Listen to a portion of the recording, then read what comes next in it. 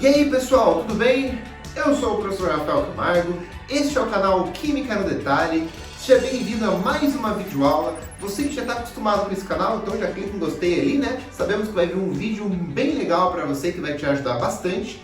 Você que está começando hoje nesse canal, seja bem-vindo, já se inscreve nesse canal e clique em gostei assim que você começar a verificar o vídeo e realmente gostou, clique em gostei, beleza? Então, no tema de hoje, nós vamos falar sobre soluções. Um assunto aí que o pessoal costuma dar uma torcida de nariz, porque ele é um pouquinho complicado em alguns momentos. Tem aquelas piadinhas assim da matemática e química, né? A matemática traz os problemas, a química traz a solução. Falei demais, então vamos pro vídeo.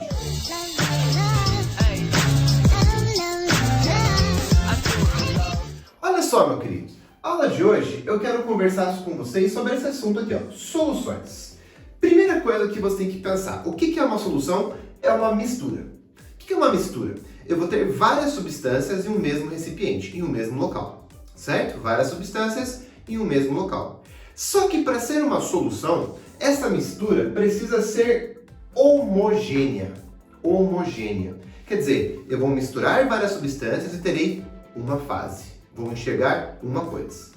Professor, eu já ouvi essa palavra mistura homogênea neste canal. Sim, você ouviu essa frase mistura homogênea lá em misturas gasosas. E eu te falei que as misturas gasosas são sempre misturas homogêneas. Isso significa que se os gases são misturas homogêneas, isso significa que as misturas gasosas são soluções. Tcharam! Portanto, primeira coisa, primeira definição, soluções, misturas homogêneas. Beleza? O que mais, professor? Então tem várias substâncias ali e vai dar uma única fase, mistura homogênea. E por que vai ter uma fase? Porque vai ter duas partes bem importantes nessa mistura homogênea. Uma substância vai dissolver e a outra substância vai ser dissolvida. Dissolver quer dizer, uma substância vai espalhar e a outra substância será espalhada. Beleza? Então, na solução, eu sempre vou ter uma solução que vai estar dissolvendo e uma solução que vai ser dissolvida. A solução que vai dissolver eu chamo de solvente. E a substância que será dissolvida eu chamo de soluto. Então nós temos aí o solvente e o soluto. O solvente é quem dissolve, o soluto quem é dissolvido. Beleza? Então tá. Continuando o nosso conteúdo. Vamos lá. Vamos pegar alguns exemplos. Se eu tenho, por exemplo, água e sal, o sal é dissolvido, ele é o soluto, a água é o nosso solvente. A água vai dissolver o sal. Beleza? Então tá. Agora que você sabe que soluções são misturas homogêneas, que sempre numa solução eu vou ter o solvente e o soluto, quem dissolve e quem é dissolvido, a gente vai classificar algumas soluções. Sob critérios diferentes. Primeiro, uma solução ela pode ser classificada quanto ao seu estado físico. Como assim, professor? Eu posso ter uma solução sólida, uma solução líquida e uma solução gasosa. De trás para frente, uma solução gasosa, qualquer mistura gasosa. Por exemplo, o ar. O ar tem vários gases, uma mistura. Veja que tem uma fase, mistura homogênea. Então, por exemplo, o ar é um tipo de solução gasosa. Se eu pegar, por exemplo, a água que a gente bebe no dia a dia, além de água, tem outras substâncias ali. E eu só enxergo uma fase. Então, por exemplo, a água que a gente bebe é uma solução. Porque é uma solução, tem várias substâncias e forma uma mistura líquida, uma mistura homogênea líquida, uma solução líquida. E por fim, eu posso ter uma solução sólida. Por exemplo, um anel de ouro, ele é feito de ouro e cobre, mas eu só basicamente enxergo uma fase, né? Só enxergo o ouro praticamente. E aí, se eu tenho várias substâncias e eu enxergo uma fase, é uma mistura homogênea, é portanto uma solução. Então eu posso falar que uma solução pode ser gasosa, líquida ou sólida. Beleza, que mais, professor? Quando eu tenho uma solução e, por exemplo, eu pego o meu soluto e jogo na água. No caso, eu vou pegar um sal e jogar na água. A água ela é o solvente, a gente fala que a água é o solvente universal, não é isso? E o nosso soluto, então, o sal, Ele vai ser dissolvido na água. Mas além de ser dissolvido, um soluto ele pode formar íons na água. Tipo, o sal quando cai na água ele pode formar cátion e ânion. E ao formar íons, essa solução passa a conduzir eletricidade. Agora, se o meu soluto cair na água e não formar íons, ele não conduz eletricidade. Então eu posso ter uma solução iônica ou eletrolítica, porque vai ter íons e vai conduzir eletricidade. Ou eu posso ter uma solução não eletrolítica ou molecular, porque não terá íons, ou seja, não haverá condução de eletricidade. Então uma solução pode conduzir eletricidade ou não conduzir eletricidade. Por exemplo, quando eu tenho quando eu tenho um ácido na água, uma solução aquosa de ácido, o que acontece? É uma solução que conduz eletricidade, porque tem íons ali dissolvidos. Beleza? H+, Cl-, por exemplo. Aqui, solução pode conduzir eletricidade ou não conduzir eletricidade. Por fim, e agora talvez a parte mais importante, eu posso classificar uma solução em insaturada, saturada ou supersaturada. O que é? Por exemplo, se eu pego um copinho com água, eu posso jogar sal eternamente ali? O sal sempre ser dissolvido? A resposta é não. Não, claro. Se eu tenho um copo de água, existe um limite de sal que eu posso colocar. Imagine, se não tivesse limite, eu poderia descarregar um caminhão, descarregar um caminhão aqui nesse copo de água, aqui com água. Descarrega todo o sal aqui. Não dá, né? Ou seja, quando a cada certa quantidade de solvente, por exemplo, de água, existe um limite que eu posso colocar ali de soluto. Sempre que eu estiver colocando soluto e estiver abaixo do limite que o solvente consegue dissolver, eu falo que a solução é insaturada. Traduzido em miúdos, insaturado quer dizer cabe mais. Enquanto eu colocar soluto no solvente, por exemplo, sal na água, enquanto couber mais, não chegou no limite, a solução está insaturada, ou seja, o soluto está abaixo da quantidade máxima que o solvente consegue dissolver. O soluto está abaixo da quantidade máxima que o solvente consegue dissolver, ou seja, cabe mais. Quando eu chego no limite, saturou, quer dizer, quando eu chego no limite, eu falo que a solução ficou saturada. O soluto está na quantidade máxima que o solvente consegue dissolver. Ponto. Quando eu passo do limite, forma-se corpo de fundo. Por exemplo, vamos pensar assim, num copo com 100 ml de água, então tem um copo, tem 100 ml de água, a pressão atmosférica é 1 atm e a temperatura está 25 graus Celsius. Neste copinho com 100 ml de água, e nessas condições, cabem 36 gramas de cloreto de sódio. Se eu colocar 35, cabe mais ainda, então está insaturado. Se eu colocar 36, está saturado. Se eu passar de 36, coloquei, por exemplo, 39 gramas. 36 vai dissolver, que é o limite, e 3 gramas vão precipitar.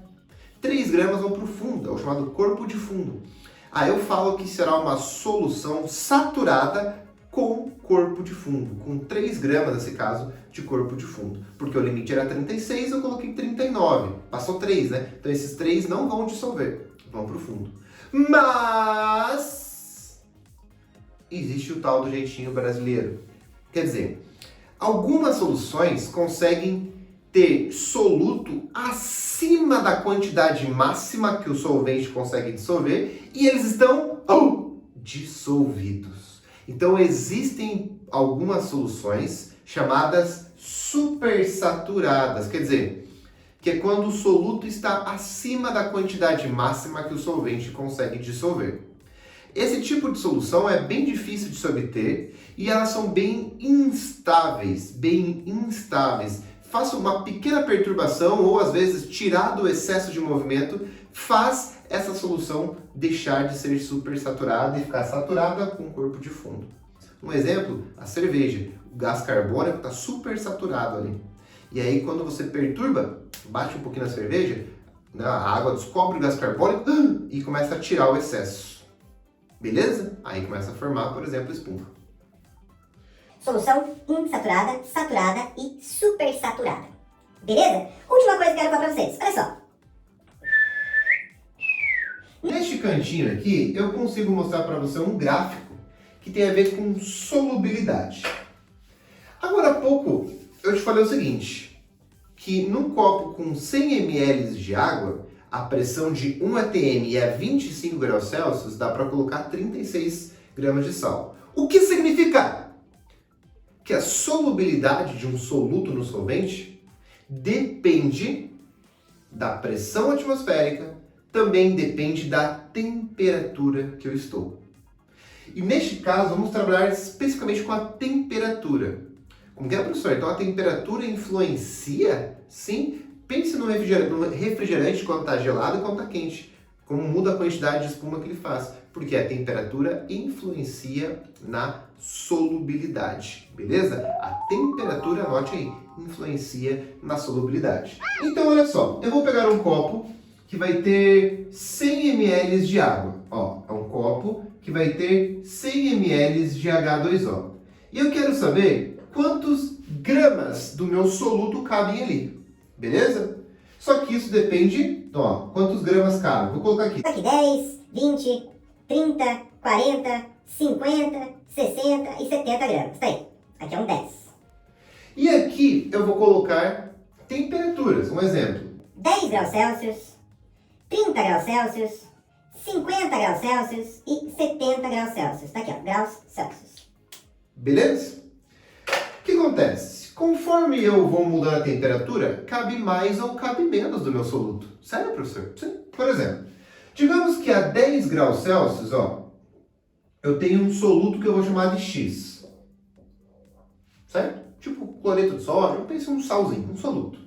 Digamos que a 10 graus Celsius, eu consigo dissolver, ó, 10, 20 gramas dele a cada 100 ml de água. Nessa temperatura e nessa quantidade de água. Se eu colocar mais água, por exemplo, se eu dobrar a quantidade de água, dá para dobrar a quantidade de soluto.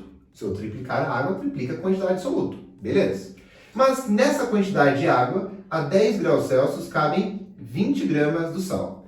Aí eu esquento para 30 graus Celsius. E digamos que a 30 graus Celsius cabem exatamente 30 gramas do sal em 100 ml de água. Aí eu esquento para 50 e ele vem aqui, ó, nos 60. Olha que você percebe, conforme eu estou esquentando, cabe mais do meu soluto na mesma quantidade de água.